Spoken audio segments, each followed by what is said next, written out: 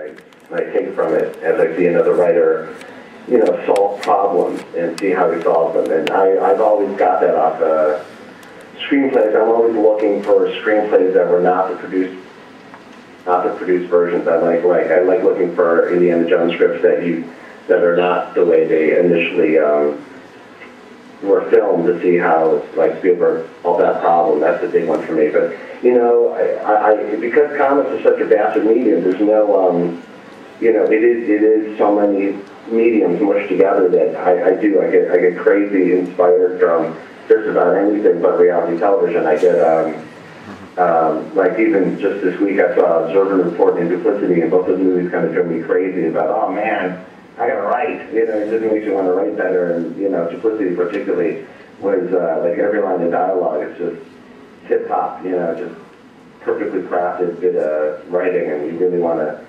sit down and do that. So yeah, I get it from everyone, man. I get crazy. Next question. This is a question for Brian. From my portfolio, I was looking at your script for Daredevil number 28. Anyway, I was just kind of curious about the shorthand communication that you have with Alex and Reeve, who you work with a lot. Because I was trying to figure out pages 6 and 7, and I showed it to another artist friend of mine. We couldn't figure out what the hell you were trying to tell us to draw. Well, truthfully, I don't remember that specific script. That was quite a few years ago. But was that the silent issue? Yes. Yes. Yeah? Yeah. Yes. Yeah, that one, there was that one, we sat down in a room and sketched it out and worked it out together. So the script itself is almost just something to hand in, so the editor knew what was going on. But we also, by that time, there was a lot of trust going on, so there was a lot of phone calls and such. That's a very unusual situation. In fact, as time goes on, at Jeph Loeb, I've gotten more and more detailed in my description of stuff in the comic scripts, even for writing for friends or people who are over my house or I talk to a lot, because I'm having megalomaniac control issues.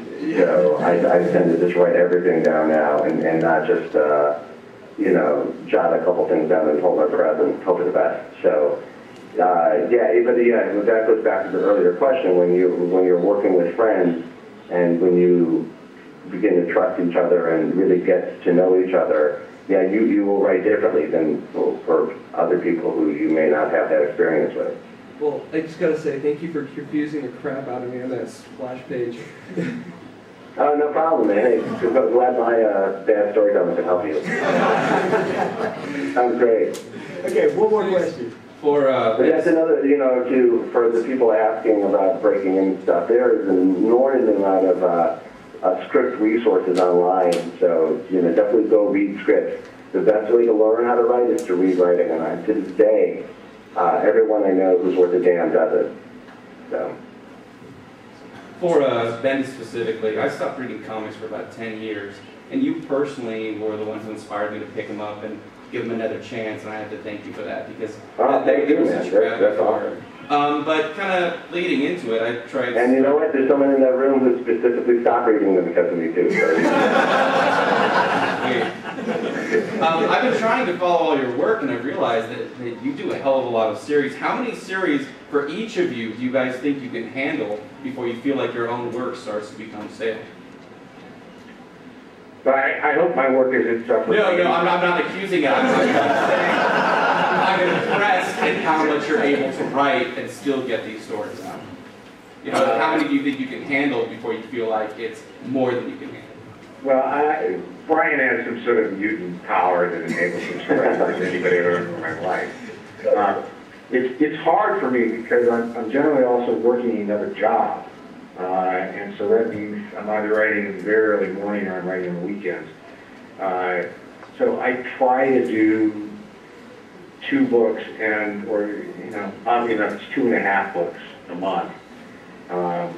It would be really hard for me to do a book every week, or if I did, then I would get no work done the next month at all. It's something you want to put all your stuff into. And as Brian will attest, some books take 2 weeks to write, and you got to keep throwing it out and starting all over again. Some books you write in a day. It just all sort of occurs to you and you sit down and it's all there. So I wish I had more of those. My personal goal, my goal where I feel like I've wasted my life, or is I try to hand in one book a week. That seems to be a nice, I've accomplished something with my life, goal that doesn't involve hackery. And I will not hand in something I wouldn't buy.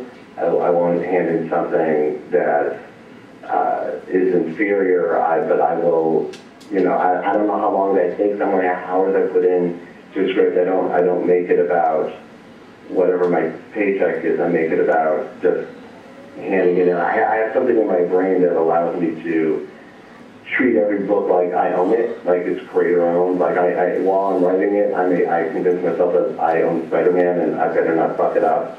So I try to write like the best Spider-Man, and then once I hand it in, I can let go of that feeling. But while I'm writing, I'm really good at convincing myself. So one book a week is about you know, plus or minus a little bit, you know. But I think one of the goals also is I don't suck myself into any kind of format or situation where that you don't want to stuck into a pattern. There's a couple of writers that we know who have a pattern, and the pattern starts to show in their work. You see the pattern, and that to me is nightmarish. So you try to get the work done without creating the same script over and over and over again.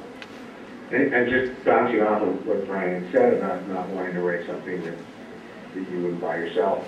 You know, I think we both get asked a lot, what's our favorite character to write? And for me, the answer is, it's the one that I'm writing right now. And I know that sounds like a bullshit answer, but if I'm writing Hulk and I'm thinking to myself, what I really want to be doing is writing New Ultimates, then that script is going to suffer. And you absolutely, as soon as the script is done, there's a sense of relief and you can move on and have different ideas for something else. And that's not to say you can't make notes on something else, but you really need that focus to be able to sort of say, okay, this is the best script I can do on this character right now because I'm madly in love with this character. And then you break out the time for a little bit and you have a different character. Mm-hmm. Well, you know, guys, thank you so much for... Actually, real quick, before we let you go, one thing I want to ask the audience, and I want you guys to hear the answer is, how many of you would like to see Brian and Jeph at ComicFest in the future?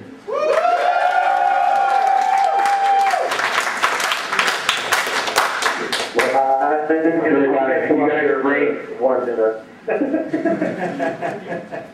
But you know, as I was saying, guys, you know, thank you so much for taking time out of your afternoon today and talking with us about some of the great things that you're writing. Before I do let you go, though, I'm going to ask you the opposite of that other question. You know, if there was only one book from each of you that you were writing that you could tell the guys here and the girls here at the panel to pick up, what would each of those be? It's a Sophie's choice. Can't do it. Can't do it. Seriously, you know what? They're all good for different reasons, and I feel the same way about Brian's book. It's just, you just gotta go out and get them. You have no choice. All right, guys. Well, once again, but you know what? I'll tell you. You know what a great Jeph Loeb book is. What a wonderful find it is when you find it. Go find the Challenges the Unknown trade paperback. It's one of the first books he did. It's in book. I absolutely adore this book. You should check it out. Cool. How about that? Sounds fantastic. Sure. I'll answer for him. Well, all right, guys. Well, once again, thank you so much for coming out. One more time here in Denver.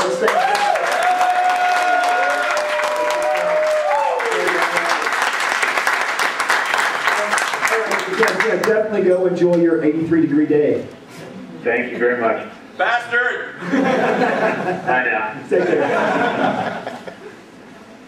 All right, so before everybody... Woo! Now, round of applause for Jason Page for making that happen.